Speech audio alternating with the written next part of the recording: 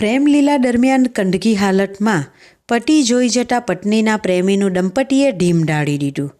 વલસાડમાં પ્રેમ પ્રકરણમાં પ્રેમીને મારી નાખનાર દંપતીની વલસાડ પોલીસે ગણતરીના કલાકોમાં કરી ધરપકડ. વલસાડના અબ્રામા જલારામ ઇન્ડસ્ટ્રીયલ પાર્કમાં આવેલી એક કંપનીની સાઇટ ઉપરથી 12 સપ્ટેમ્બરના રોજ હત્યા થયેલી હાલતમાં શ્રમિકની લાશ મળી આવી હતી, જેથી સિટી પોલીસ અને એલસીબીની ટીમે સંયુક્ત તપાસ હાથ ધરી હતી.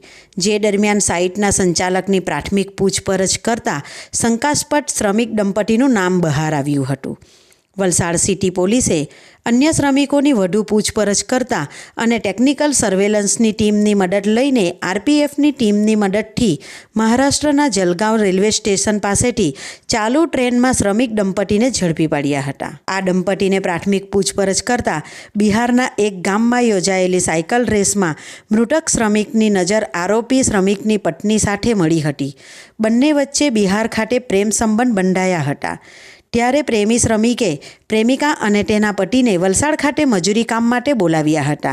જે દરમિયાન 3 દિવસ પહેલાં રાત્રિના સમયે પતિએ તેની પત્ની અને તેના પ્રેમીને કંડકી હાલતમાં ઝડપી પાડ્યા હતા, જેથી પતિ ઉશ્કેરાઈ ગયો હતો અને પતિ પત્ની સાથે મળીને પ્રેમી શ્રમિકની હથોડીના ઘા ઝીકી હત્યા કરી નાખી હતી. મૃતક પપ્પુ પાસવાન અને ચંપાદેવીના પ્રેમ પ્રકરણ અંગે પતિને ખબર ન હતી. આ દરમિયાન પપ્પુ અને ચંપાદેવીને કંડકી હાલતમાં પતિ વિકાસ જોઈ ગયો હતો, જેને લઈને બંને વચ્ચે ઝઘડો થયો હતો. રોષે ભરાયેલા વિકાસ પપ્પુ પાસવાનની હત્યા કરી પોતાની પત્નીને લઈને રાતોરાત બિહાર જવા ફરાર થઈ ગયો હતો. વલસાડ સિટી પોલીસની ટીમે ટેકનિકલ સર્વેલન્સ અને બાતમીદારોની મદદ લઈને શ્રમિકના પુરાવાઓ મેળવ્યા હતા. વલસાડ સિટી પોલીસની ટીમે આરપીએફની ટીમની મદદ લઈને હત્યારા શ્રમિક દંપતીને વલસાડ સિટી પોલીસે મહારાષ્ટ્રના જલગાંવ રેલવે સ્ટેશન પાસેથી ઝડપી પાડ્યા હતા. વલસાડ પોલીસ દ્વારા હત્યારા શ્રમિક દંપતીને જલગાંવથી વલસાડ લવાયા બાદ આગળની કાર્યવાહી હાથ ધરી છે. વલસાડ સિટી પોલીસ સ્ટેશન વિસ્તારના Jalaram industrial park plot number 25માં ગઈકાલે વહેલી સવારે 7 વાગે પોલીસને કંટ્રોલ રૂમ મારફતે જાણ થઈ હતી કે પ્લોટ નંબર 25 જલારામ ઇન્ડસ્ટ્રીયલ પાર્કમાં એક ખૂન કરેલી હાલતમાં એક લાશ મળેલી છે. તાત્કાલિક થાણા અધિકારી દિનેશ વર્મા, ડીવાયએસપી વર્મા સાહેબ, ક્રાઇમ બ્રાન્ચ એસઓજી તમામ ટીમો એલર્ટ થઈ ગઈ હતી. બનાવવાળી જગ્યાએ જઈને જોતાં ત્યાં એક હથોડો અને એક પાઇપ લોહીવાળા મળી આવેલ હતા, જેનાથી એવું કન્ફર્મ થયું હતું કે હથોડાના પાઇપ વડે કોઈ અજાણ્યા શખ્સોએ અથવા અજાણ્યા શખ્સે આ વ્યક્તિનું મર્ડર નિપજાવ્યું છે.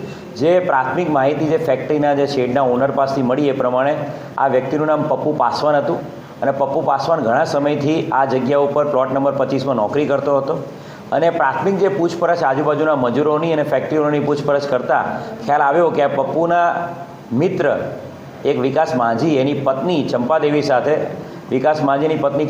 સાથે હમણાં 10 દિવસ પહેલાં જ અહીંયા કામ પર આવ્યો હતો અને પપ્પુના કહેવાથી ત્યાં વિકાસને નોકરીએ રાખેલો હતો.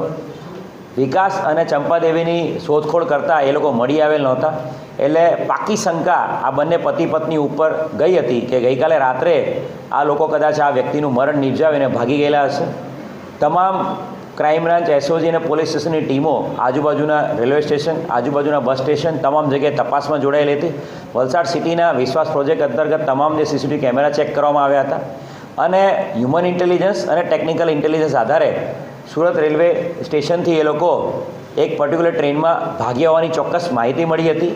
આ તપાસમાં સુરત રેલવેની પોલીસે ખૂબ જ આપણને મદદ કરી હતી અને સાથે સાથે એ પર્ટિક્યુલર ટ્રેનમાં ભાગ્યા છે તો એમાં પણ જલગાંવ રેલવે સ્ટેશન ઉપરથી એમને વિધિન 2 hours 2 કલાકની અંદર જલવા રેલવે સ્ટેશન ટ્રેન જ્યારે પસાર થતી હતી ત્યારે ટ્રેનમાંથી બંને વ્યક્તિઓ વિકાસ માંઝી અને એની પત્ની ચંપાદેવીને પકડી પાડવામાં આવ્યા છે.